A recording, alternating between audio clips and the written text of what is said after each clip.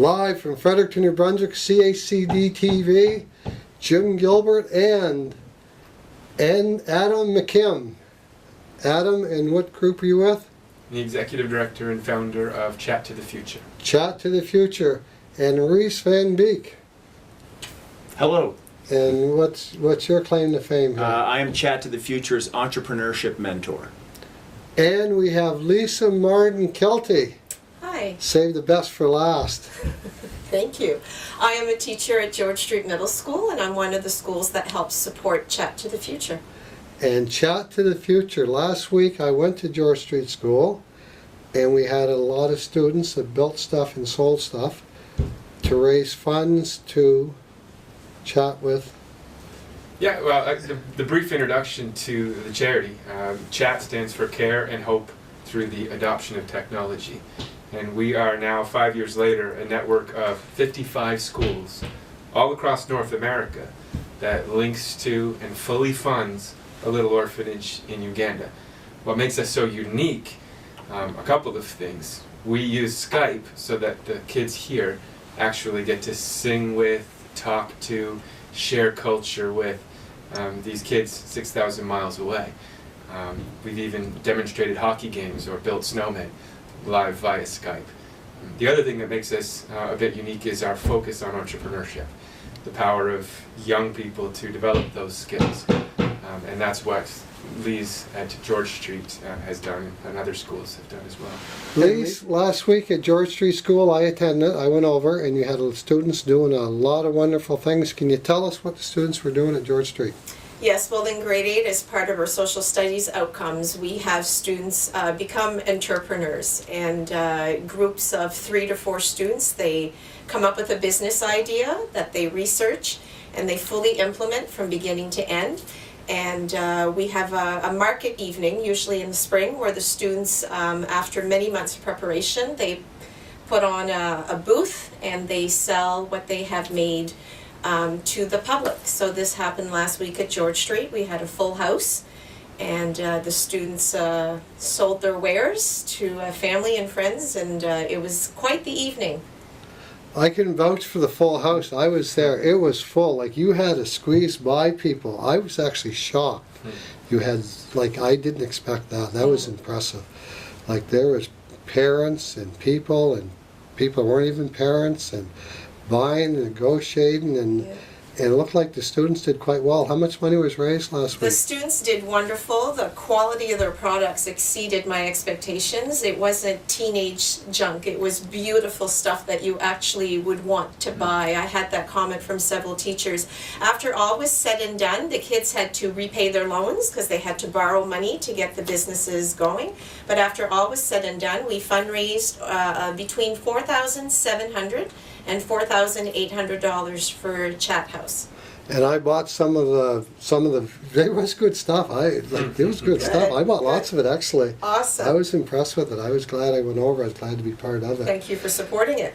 And Maurice, now you're going to get your 2 cents worth. Now, you organized, Lise did one school, and you were organizing more than one school. How many schools are involved?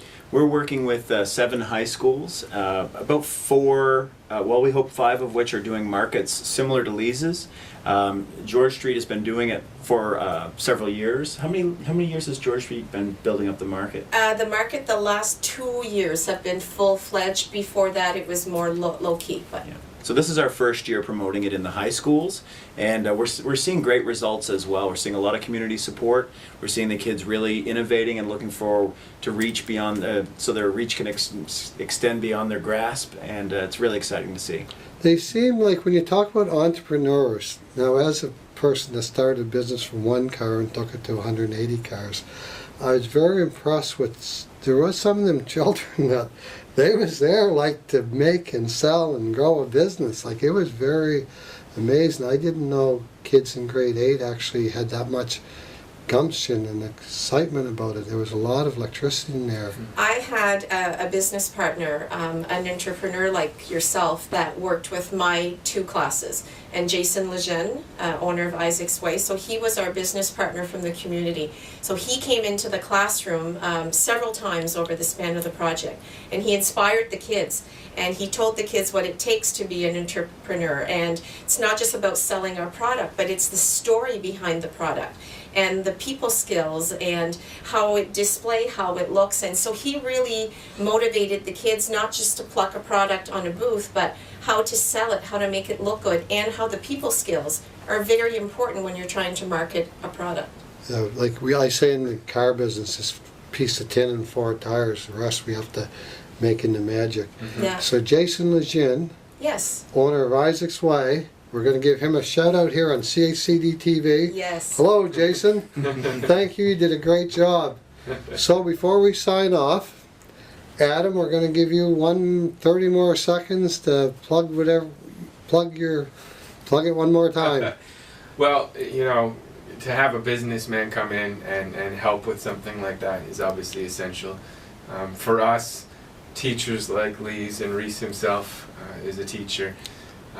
They've been working with kids at our schools for these last few years, and they get them so excited. And you know, anything that excites a student, teachers can mold that into engagement and learning in any subject. It's all about learning. It absolutely is. And so that Skype session to the other side of the world where they meet somebody new, learn from each other, it's pure magic. And teachers like Lise and Reese can turn that into learning and turn that into caring. And our kids do that great work. And it's made an impact not only at our orphanage in Uganda, but on the kids here. 55 schools now and counting. And these kids are having a unique experience. And we're enjoying the adventure. And we got schools in New Brunswick, Nova Scotia. Yeah, half of our schools are in New Brunswick, a few in Nova Scotia, but our newest schools are actually in New York City, Florida, Vermont, Toronto, and now we're kind of building the potential for our schools to work with each other to accomplish various things. We have a school in Riverview paired up with a school in Colorado. They're designing solar-powered lanterns. The kids in Uganda filled out surveys that were returned, and they will be field testing the product, which was printed from a 3D printer. They'll be field testing the product by the end of this month. That's amazing. It's a lot of fun. Because it's the job of the teacher really to broaden the horizon of students. It's a job of the business to create and keep a customer. Mm-hmm. It's a job of a teacher to broaden the horizons. Like, that's what it really is, you know. Right? Yeah, And absolutely. Reese, Great we're going job. to give you a couple more, one more shot Yeah. here. Well, I would echo what Adam said, but also with our high school students, a lot of times the secret is for them to see that their work in the classroom is connected to their community and to their future, so that they feel like what they're doing is important and meaningful. And what we're seeing in the high school level is that if they can feel like that business, whatever the business is, actually is helping their community, then there's more enthusiasm for it. There's a higher level of commitment and engagement, and it's a lot of fun as a high school teacher to get to see students that I taught last year, you know, raising the stakes and aiming higher and really owning their work.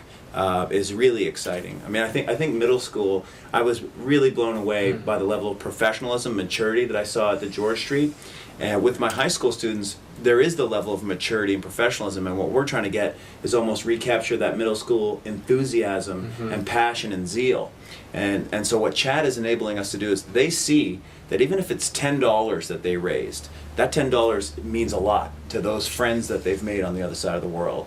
So now that they have their business that's working, they're making money, they're helping people, and they're doing well in school. So that's my sort of role at the high school level. Yeah, if you can learn that at high school level instead of by school of hard knocks out here on the street, it's a lot better. Yeah. And Lise, we're going to give you one last chance. You got anything more to say? Well, say hello to your students. Hello, 8B and 8G.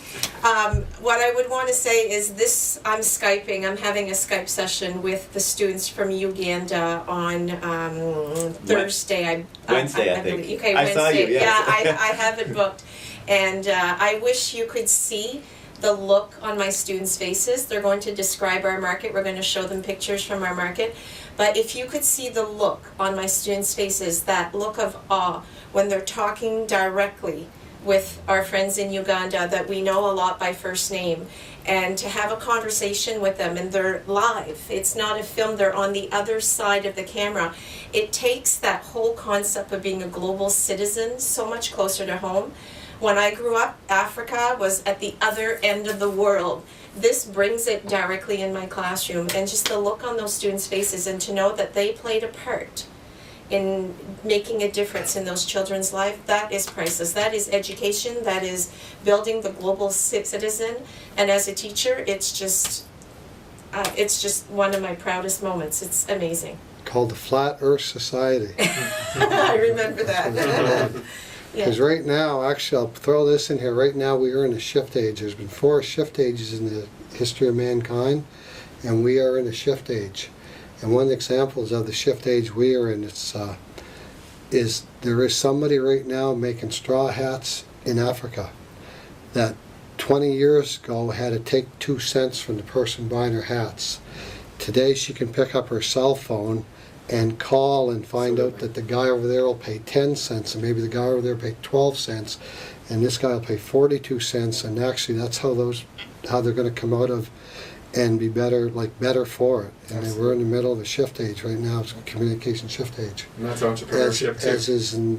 As important as what you got out of the agricultural age. So it's a big what's going on right now.